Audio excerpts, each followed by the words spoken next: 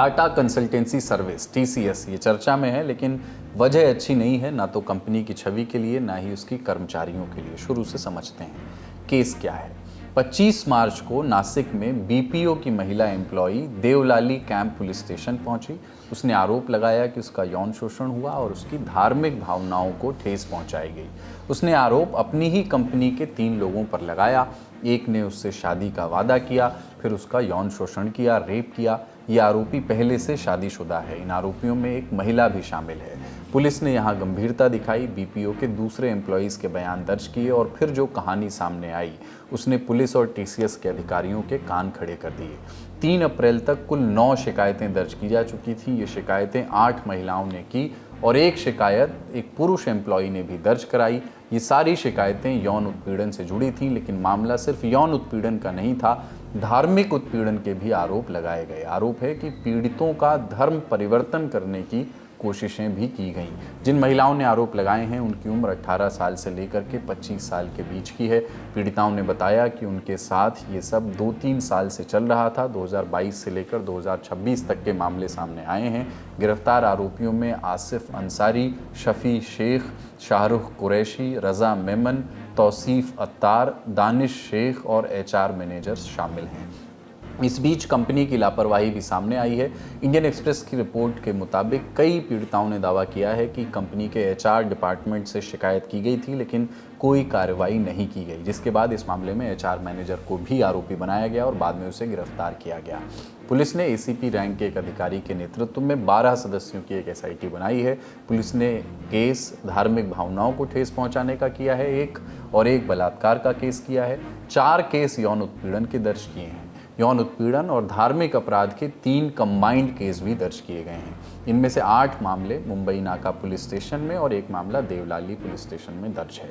इस मामले में राजनीतिक बयान भी अब सामने आए हैं। केंद्रीय मंत्री बंदी संजय कुमार ने 12 अप्रैल को तेलंगाना के डीजीपी से कहा कि टीसीएस में यौन उत्पीड़न के मामलों के मद्देनजर बड़ी आईटी कंपनियों के हेड्स, खासतौर पर एचआर टीम्स के साथ तत्काल एक बैठक बुलाएं। उन्होंने कहा कि कोई भी शिकायत दबनी नहीं चाहिए, किसी भी पीड़ित को अकेला नहीं छोड़ा जाना चाहिए।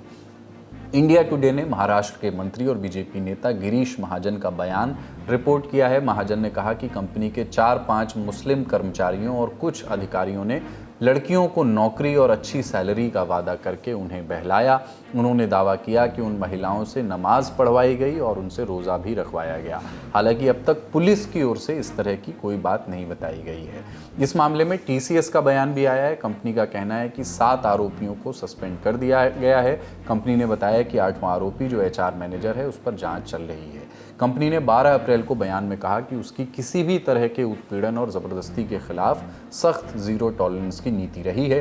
कंपनी ने कहा कि हम हमेशा वर्क प्लेस पर अपने कर्मचारियों की सुरक्षा के हाईएस्ट स्टैंडर्ड्स को सुनिश्चित करते हैं। कंपनी ने कहा कि पुलिस का सहयोग कर रहे हैं। आगे की कार्रवाई जांच के रिजल्ट के बाद की जाएगी। टीसीएस के इस बयान पर शिवसेना की पूर्व सांसद प्रियंका चतुर्वेदी ने लताड़ लगाई है। उन्होंने कहा कि डियर टीसीएस, आपके नासिक बीपीओ में जो मामले सामने आए हैं उन पर आपकी रिस्पॉन्स पर्याप्त तो बिल्कुल नहीं है। लापरवाही भरा और टाल मटोल वाला ज़रूर जान पड़ता है। यौन उत्पीड़न हुआ और पिछले कई साल से धर्मांतरण के आरोपों के मामले में आपने प्रेस नोट वाली अनसुनी शैली अपनाई है, जो कि हताश करने वाली है। इस मामले में जो भी अपडेट आएंगे हम आप तक पहुंचाते रहेंगे। अब बारी है सुर्खियों। हाईवे पर लगा है लंबा जाम, सड़कों पर नारेबाजी हो रही है और प्रोटेस्ट हो रहे हैं और देखते ही देखते ये तोड़फोड़, पत्थरबाजी और आगजनी में बदल गई। कार में आग लगा दी गई। पुलिस प्रशासन स्थिति कंट्रोल करने के लिए लाठीचार्ज करता है। ये नज़ारा दिल्ली से सटे नोएडा का है। नोएडा हो या ग्रेटर नोएडा या फरीदाबाद, दिल्ली एनसीआर के इन इलाकों में दिन भर आज प्रोटेस्ट हुए। विरोध करने वाले ज़्यादातर लोग दिल्ली एनसीआर की फैक्ट्रियों, कंपनियों में काम करते हैं। बढ़ती हुई महंगाई के चलते अपनी तनख्वाह बढ़ाने की डिमांड कर रहे हैं। उनका कहना है कि कम से कम इतना पैसा तो मिले जिससे बढ़ती महंगाई में घर चल सके। ये कामगार चाहते हैं कि उनकी न्यूनतम मजदूरी बढ़ाई जाए। अपनी मांग मनवाने के लिए कामगार सड़कों पर उतर आए, लेकिन आगे बढ़ने से पहले इस प्रोटेस्ट का बेस समझ लेते हैं। प्रोटेस्ट की शुरुआत गुरुग्राम के मानेसर से हुई। 3 अप्रैल की सुबह मानेसर के होंडा मोटरसाइकिल प्लांट के हज़ारों मजदूरों ने फैक्ट्री गेट के बाहर प्रदर्शन किया। मांग वही कि न्यूनतम मजदूरी बढ़ाई जाए। 5 अप्रैल तक आते आते वेतन बढ़ाने की मांग आसपास की फैक्ट्रियों से भी आने लगी। 6 अप्रैल के रोज़ रिचा ग्लोबल जैसी बड़ी टेक्सटाइल कंपनियों के भी हजारों मजदूर सड़कों पर उतर आए।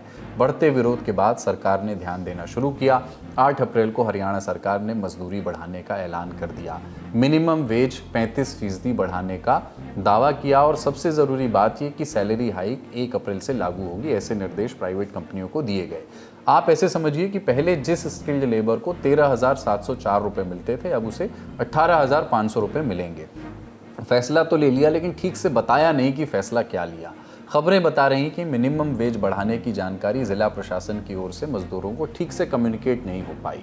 इंडिया टुडे की रिपोर्ट के मुताबिक अगले दिन यानी 9 अप्रैल को जब मानेसर में मजदूर हड़ताल के लिए फैक्ट्री गेट पर जमा हुए और नारे लगाने लगे, तो पुलिस ने उन्हें बताया नहीं कि साहब मजदूरी बढ़ा दी गई है।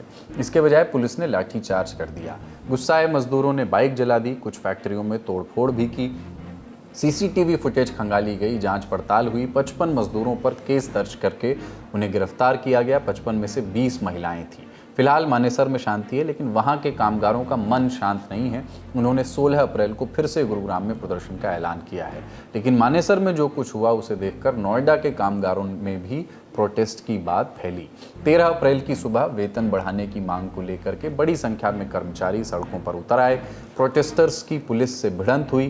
प्रदर्शनकारियों ने नोएडा के सेक्टर 84 और आसपास के इलाकों में जम करके उत्पात मचाया, पथराव किया, गाड़ियों में आग लगा दी। 2 गाड़ियां पूरी तरह जल करके खाक हो गईं। पुलिस फोर्स मौके पर पहुंची। खबरें बता रही हैं कि बेकाबू भीड़ ने पुलिस पर भी पथराव शुरू कर दिया। जवाब में पुलिस ने लाठीचार्ज किया। भीड़ को तितर बितर करने के लिए आंसू गैस के गोले दागे। लेकिन इस प्रोटेस्ट की आग नोएडा के फेज 2 से लेकर सेक्टर 60 और 62 में भी मिली। नेशनल हाईवे 9 को भी प्रोटेस्टर्स ने जाम कर दिया। सुबह ऑफिस के लिए निकल रहे लोग घंटों जाम में फंसे रहे। शाम को ऑफिस से घर लौटते वक्त भी ट्रैफिक स्मूथ नहीं मिला। हंगामे के कारण फेज 2 और आसपास के इंडस्ट्रियल एरिया में काम ठप हो गया है।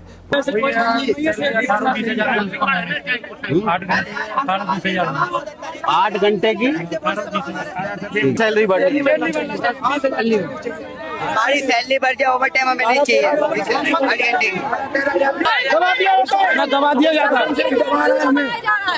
हमारी मांग ऊपर तक नहीं जा रही है। पुलिस प्रशासन लगातार गश्त कर रही है। स्थिति कंट्रोल में करने का पूरा प्रयास जारी है। प्रोटेस्ट करने आए सभी कामगार थे या असामाजिक तत्व भी उनमें शामिल थे। पुलिस इस बात का पता लगाने की कोशिश कर रही है। उत्तर प्रदेश के मुख्यमंत्री योगी आदित्यनाथ ने घटना का संज्ञान लिया। उनका बयान आया, लोगों से शांति और सद्भाव की अपील की, उपद्रवियों को भी चेतावनी दी। प्रधानमंत्री मोदी जी के नेतृत्व में, उनके मार्गदर्शन में सुरक्षा का, सुशासन का, सेवा का, इंडस्ट्रियलाइजेशन का एक मॉडल खड़ी कर रही है।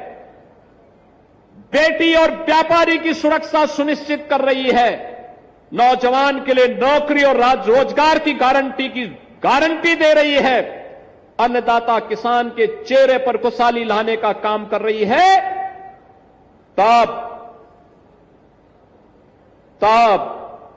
जब यह सब कुछ हो रहा है, कुछ लोग उस शांति को समृद्धि की ओर बढ़ने से रोकने के लिए अशांति पैदा करने के भी षड्यंत्र कर रहे हैं। मुख्यमंत्री योगी ने मजदूरों के राइट्स को प्रोटेक्ट करने और शांति बनाए रखने के मकसद से एक हाई लेवल कमेटी बनाने को कहा है। कमेटी को सभी स्टेक होल्डर से बात करनी है और इंडस्ट्री के लोगों के बीच फैली कंफ्यूजन को दूर करना है। कमेटी में श्रमिक संगठनों की ओर से 5 और इंडस्ट्री की ओर से 3 रिप्रेजेंटेटिव्स को जगह दी गई है। उम्मीद है कि मामला जल्द सुलझ जाएगा। पश्चिम बंगाल में 10 दिन बाद वोट डाले जाएंगे। जो सत्ता में हैं वो भी और जिन्हें राज्य में पहली बार सरकार बनाने की कोशिश करनी है वो भी दोनों एड़ी चोटी का जोर लगाए हुए हैं। जीत के अपने अपने दावे कर रहे हैं। दावों की सच्चाई 4 मई को पता लगेगी। लेकिन टीएमसी की कितनी सीटें आएंगी, इस पर बीरभूम में मुख्यमंत्री ममता बनर्जी ने एक दावा कर दिया है। लगातार 3 बार की मुख्यमंत्री ममता ने इस दफा 294 में से 226 सीटें जीतने का दावा किया है। पिछली बार उनकी 213 सीटें आई थी। ममता ने कहा कि केंद्र के साथ साथ 19 एनडीए शासित राज्यों की सरकार उनके खिलाफ एकजुट हो गई है, लेकिन वो अकेले ही आम लोगों के हक के लिए लड़ रही हैं। ममता ने प्रधानमंत्री मोदी और उनके मन की बात प्रोग्राम पर भी निशाना साधा। बोली कि मन की बात से केवल युवाओं को प्रभावित करने की कोशिश हो रही है, लेकिन बंगाल के युवा जागरूक हैं और सच झूठ में फ़र्क समझते हैं। उसी बीरभूम में आज गृह मंत्री अमित शाह ने भी एक जनसभा की। महिला सुरक्षा से लेकर सीमा सुरक्षा तक के मुद्दे उठाए। बीजेपी सरकार बनने पर अवैध घुसपैठियों को बाहर करने का फिर से दावा किया। टीएमसी सरकार पर भ्रष्टाचार के आरोप लगाए।